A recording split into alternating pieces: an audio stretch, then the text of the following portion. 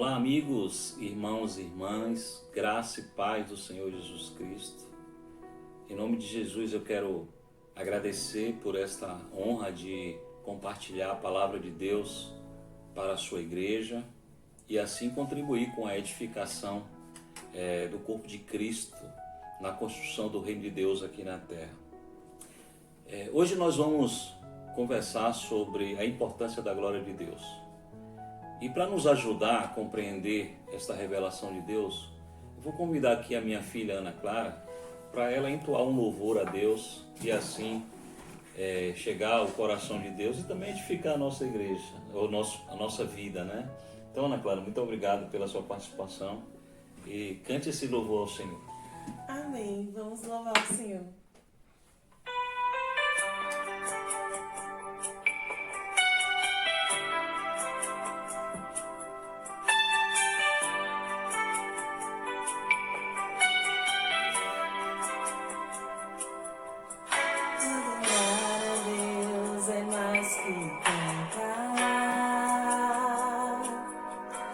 Adorar a Deus é mais que erguer as mãos. Não consiste em rituais e tradições. Adorar a Deus é mais do que vãs repetições. O vaso de alabastro tem que ser quebrado e o perfume tem que ser totalmente derramado. Só quem conhece a grandeza do perdão que recebeu entrega em amor todo o tesouro seu para adorar a Deus. Adorar a Deus vai além das emoções.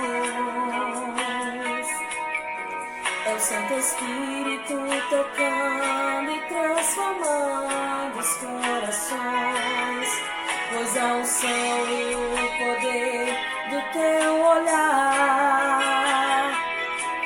nos faz sorrir, nos faz chorar, nos faz perder para ganhar.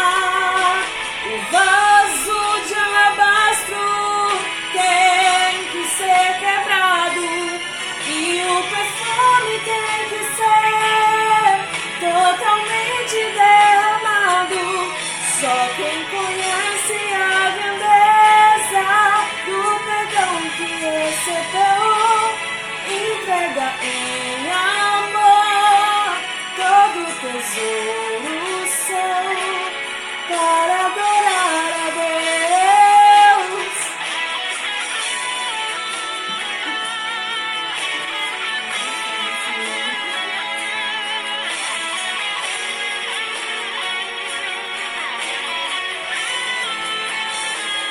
O vaso de alabastro tem que ser quebrado e o perfume tem que ser totalmente derramado.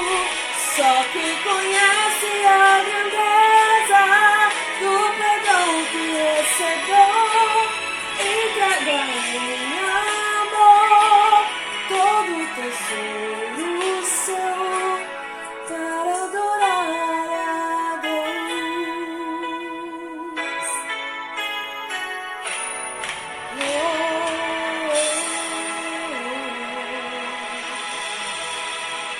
Obrigado, minha princesa. Deus abençoe você. Linda canção, não é verdade? A gente encontra esse episódio que foi cantado aqui pela Ana Clara, a gente encontra nos evangelhos, tá? Nos 4 evangelhos. Mateus, capítulo 26, a partir do verso 7. João, capítulo 12, do verso 1 ao verso 8. Marcos, do capítulo 14, do verso 3 ao verso 9. E também em Lucas, capítulo 7, verso 36 a 39.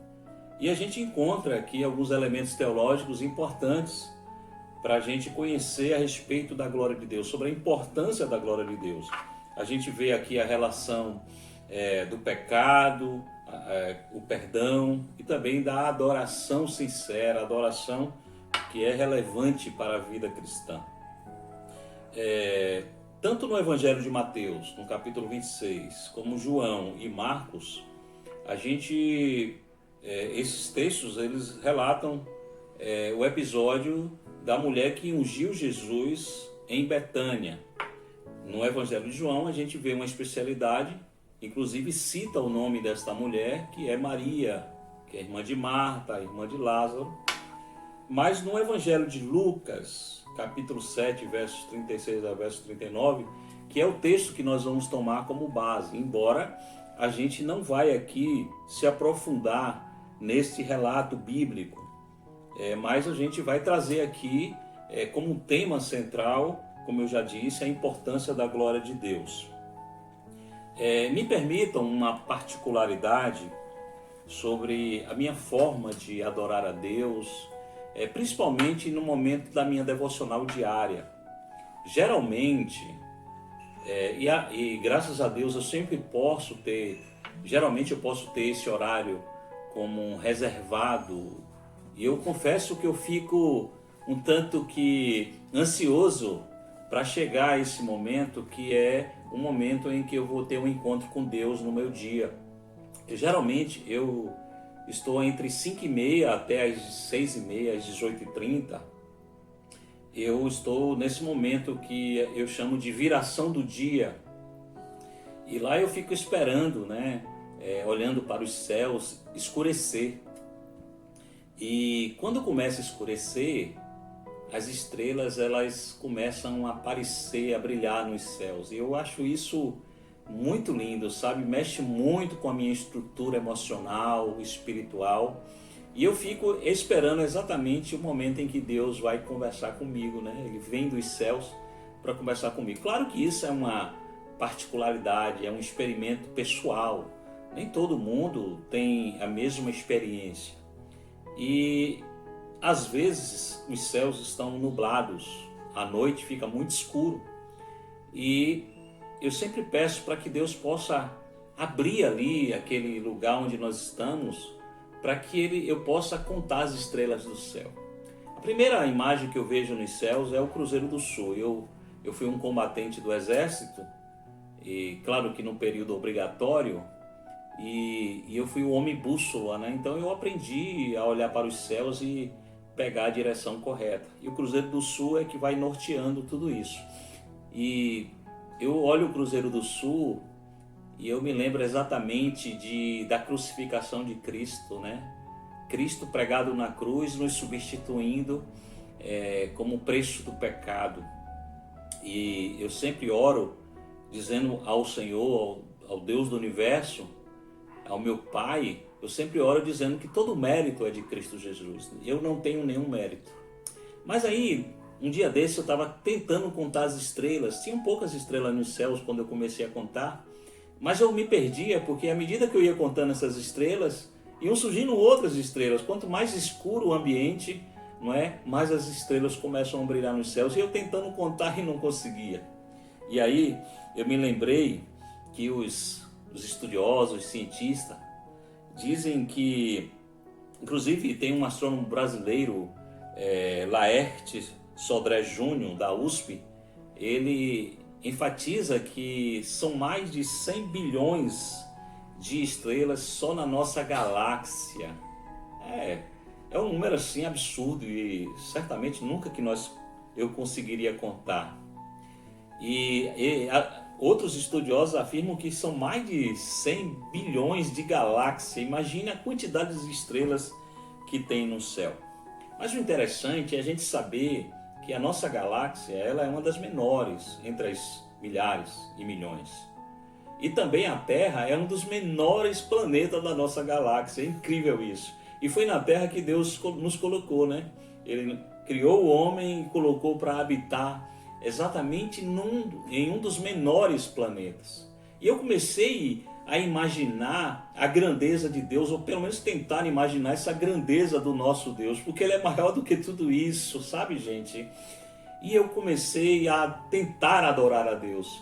E eu achava que tudo que eu estava fazendo para tentar adorar a Deus, engrandecer o nome dele, eu estava só ali, era muito pouco e era impossível adorar a Deus na sua grandeza. E aí eu orei pedindo ao Pai que ele pudesse me ensinar a adorá-lo, que ele pudesse me ensinar nos meus afazeres diários como eu poderia adorar, a glorificar o nome dele. Foi daí, queridos, que eu entendi esse episódio em Lucas capítulo 7, verso 36 a 39. Porque nos relatos aqui dos evangelhos, a gente consegue perceber algumas indagações de pessoas que ficaram indagando algumas questões, né? Alguns momentos, principalmente porque Deus aceitou a adoração, né? Como alguns dizem, de uma pecadora. Como pode ele, dizendo ser Deus, filho de Deus, adorar ou receber uma adoração de uma pecadora, né? Então foram questionamentos que comecei a pensar e como primeira resposta foi exatamente a minha experiência. Eu tão pequenininho, em um planeta pequenininho, dentro de um espaço incalculável da galáxia, de apenas a nossa galáxia, como ele pudesse me enxergar naquele momento? Como é que Deus ouviria a voz e aceitaria a voz de uma minúscula criatura, ainda mais apesar de ser minúscula criatura, cheia de defeitos, né?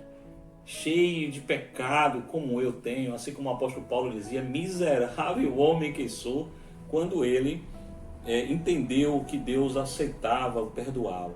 Então foi aí que eu entendi o questionamento, como que Deus pode aceitar a adoração de uma pecadora?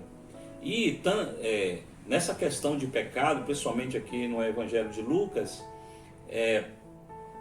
eles estavam indagando exatamente como que Deus pode perdoar um pecador e deixá-lo impune, tá?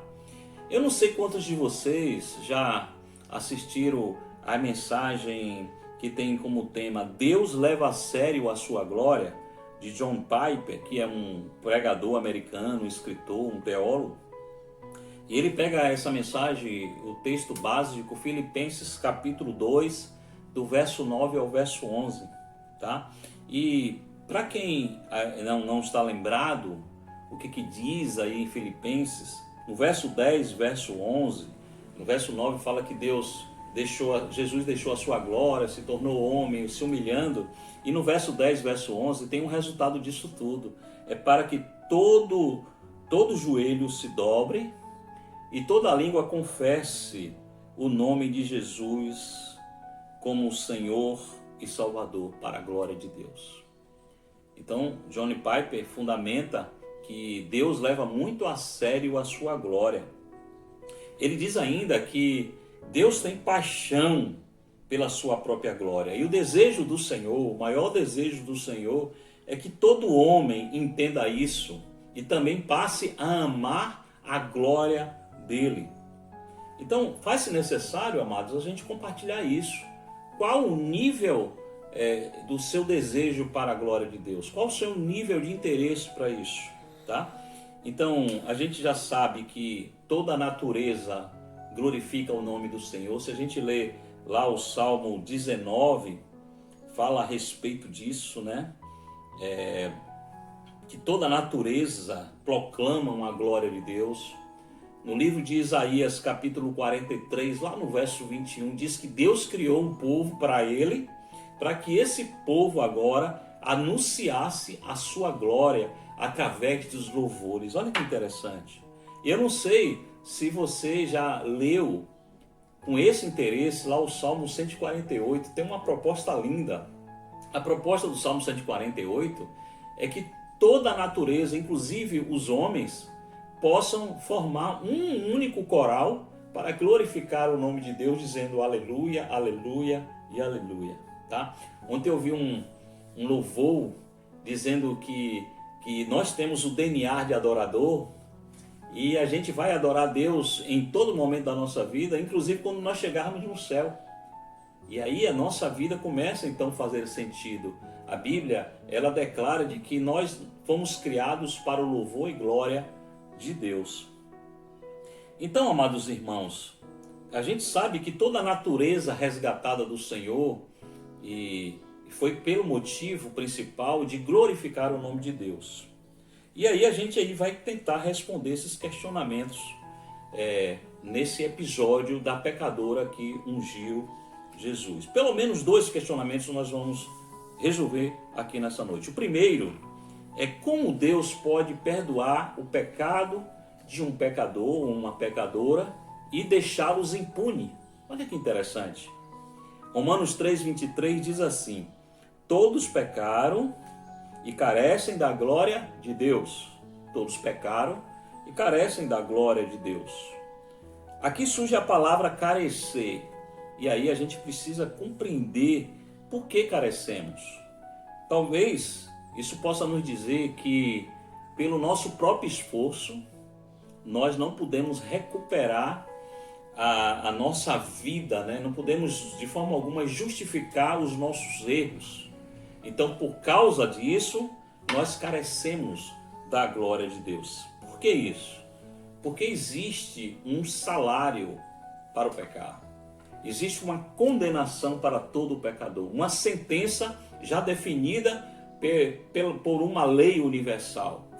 A Bíblia diz que todos pecaram e carecem da glória de Deus. Romanos 6:23 diz que o salário do pecado é a morte. Então a sentença é a morte. E é uma morte, é uma sentença que ninguém pode se livrar. E aí Deus então faz a justiça. A sua justiça está exatamente na cruz de Cristo.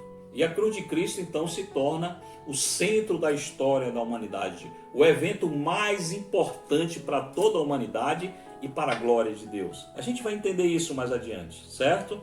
E como Deus então perdoa o pecador e os deixa impune, isso trouxe um problema muito sério para Deus, para a glória de Deus. Então Deus tem que resolver essa questão, precisa resolver essa questão.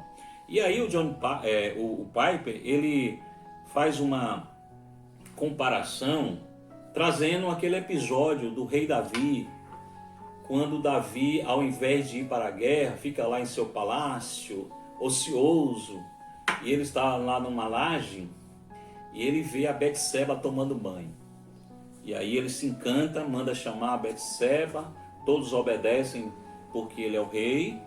Betseba vai ao encontro do rei Davi, e lá eles tiveram um caso ilícito, né? Uma relação ilícita, porque Betseba era casada com Urias, um guerreiro, um soldado do reino de Davi, e isso aí trouxe um problema muito sério para o rei Davi, ou seja, para, como é que eu posso dizer, para o prestígio do rei, porque ela engravidou. Olha que situação. Uma mulher casada tem um caso ilícito e ela engravida do seu amante. Isso para o rei e segundo a lei seria um pecado grandioso. Então Davi precisa resolver essa questão e Davi vai até as últimas consequências, tá? Para resolver essa situação. E como última consequência ele arma uma situação na guerra para que Urias então fosse morto. E uma coisa que é importante a gente frisar aqui, que o soldado, quando estava em guerra, os soldados não poderiam ter relações sexuais com suas esposas. Por quê? Porque eles eram uma forma de honrar, de privilegiar os soldados que estavam combatendo naquele momento. Davi até tentou que Urias, mandou chamar Urias de volta para que ele pudesse dormir com a sua esposa, mas não deu certo porque Urias era fiel aos seus princípios. Era o que o rei deveria fazer. Então a gente vê aqui uma questão séria de justiça e Deus precisava resolver essa questão, até que no livro de 2 Samuel capítulo 12, Deus revela para o profeta Natã essa situação e manda um recado para Davi. E aí o profeta vai ao encontro do rei, conta uma história comparando aí um homem rico que tinha vários animais com um homem pobre que só tinha um animal. Esse homem rico ia receber uma pessoa importante na sua casa e ele manda pegar o animal do vizinho, o único animal do vizinho, para matar e fazer aqui, ofertar um banquete para seu convidado.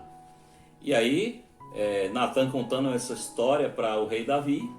O rei Davi ficou furioso ao ouvir isso e disse: este homem merece ser punido, tá? E ainda ressarcir esse seu vizinho 4 vezes mais e assim por diante. E aí o profeta Natan então responde: esse homem é o Senhor, tá? Então Davi ali naquele momento, relembrando toda a sua situação, e confessa seu pecado, se arrepende do seu pecado e Deus o perdoa. Só que aí, meus amados, deixando Davi impune, essa situação trouxe para Deus questionamentos. Eu quero que você se coloque no lugar do pai de Urias, que teve a sua nora atraída para uma arapuca, né? Pelo rei Davi, foi consumida, engravidou, e o rei ainda manda matar o seu filho. Imagine-se no lugar do pai de Urias. Será que isso é justo? Deus simplesmente perdoou? Vamos colocar isso simplesmente entre aspas. Para qualquer tribunal, o rei Davi seria... para qualquer tribunal, o rei Davi seria condenado. Qualquer tribunal sério. E aí, como que Deus fez para resolver essa questão? Como é que Deus fez? O que foi que Deus fez para recuperar a sua glória, já que a sua glória estava em xeque-mate? Fazendo justiça, como eu disse. Como que Deus fez justiça? Ele entregou o seu único filho para morrer em nosso lugar, para nos substituir na cruz do Calvário. É interessante a gente aqui fazer uma comparação nessa recuperação da glória entre o rei Davi e Deus. O rei Davi, para recuperar o seu prestígio, a sua glória como rei, e mesmo que ainda tivesse encoberto o seu pecado, ele mandou matar. Já Deus, para fazer justiça, ele enviou o seu único filho amado para morrer em nosso lugar. Então a diferença aí é muito grande. E essa ação de Deus, lá em João 3,16, tornou-se a maior prova de como Deus leva a sério a exaltação da sua glória. Meus irmãos e minhas irmãs, o pecado, ele profana a glória de Deus. Mas a salvação na cruz do Calvário, da forma que foi muito honrosa para a glória de Deus. Então a gente aqui vê que Deus solucionou essa questão do pecado, que feria a sua glória, entregando-se para morrer em nosso lugar, nos substituindo da condenação do pecado, da sentença do pecado. Agora nós vamos ver um segundo questionamento e a gente já vai finalizando essa reflexão. O questionamento está baseado naquilo que a gente vê, Mateus 26:8, João 12:5 e Marcos capítulo 14, verso 4. No livro de João é mais enfático ainda, dizendo que é Judas Iscariotes que questiona o desperdício desta mulher, né, derramando um perfume caro de altíssima qualidade e também quebrando o vaso de alabastro. A gente não vai entrar aqui na questão dos valores do vaso de alabastro sendo quebrado, porque na canção isso é muito enfatizado, nem também no valor do perfume. No texto de Lucas, a mulher chega a beijar os pés de Jesus, ela chega por detrás, reconhecendo a sua pequenez e a grandeza do grande rei. Então esse questionamento, amados, não sou eu quem vou responder para você. Eu quero colocar isso como uma reflexão, para que você possa, depois de ouvir essa mensagem, buscar essa resposta aí no seu íntimo, no seu coração. Mas eu quero te ajudar lendo 1 Coríntios, capítulo 10, verso 31. 1 Coríntios, capítulo 10, verso 31. Olha o que diz aqui, verso 31. Portanto, quer comais, quer bebais, ou façais outra coisa qualquer, fazei tudo para a glória de Deus. Tudo que a gente vier a fazer, sentir, pensar, nós temos que ter como base para a gente tomar as nossas decisões a glória de Deus. Será que nesse momento a gente está glorificando a Deus quando a gente senta para ouvir uma palavra de Deus, da forma que nós sentamos, da forma que o nosso coração está preparado para ouvir essa palavra, estará glorificando o nome de Deus? E eu quero aqui deixar duas perguntas para você responder. Você ama amar a glória de Deus? Você ama amar a glória de Deus? Pergunta B. Qual o seu nível de interesse em glorificar a Deus em todas as coisas? Qual o seu nível de interesse em glorificar a Deus em todas as coisas? Nós estamos vivendo aí um mundo de incertezas. A gente está percebendo também que todo mundo quer ser o salvador da pátria, mas ninguém tem a resposta. Ninguém consegue. E aí, nós que dependemos do governo, dependemos de uma resposta, de um prazo para tudo isso, nós ficamos um tanto que perdidos, digamos assim. Mas nós cristãos temos uma certeza, precisamos ter uma certeza em nosso coração. Tudo está apontando para a glória de Deus. A glória de Deus é o início e o fim de todas as coisas. A glória de Deus, além de ser o início e o fim de todas as coisas, também é o caminho que nós devemos trilhar. Então glorifique a Deus em todas as coisas. Que Deus Pai e o poder do Espírito Santo nos faça entender sobre essa temática. Por que Deus tem tanto interesse pela sua glória? Por que Deus, Ele quer tanto, segundo aqui o John Piper, que nós cristãos possamos entender sobre a sua glória e, além disso, mais do que nunca, a gente aumente o nosso interesse em glorificar a Deus. Então essa é a palavra que Deus colocou em meu coração para compartilhar com essa igreja e que essa igreja possa responder com a altura do Deus glorioso. Em nome do Pai, do Filho e do Espírito Santo, eu vos abençoo. Amém.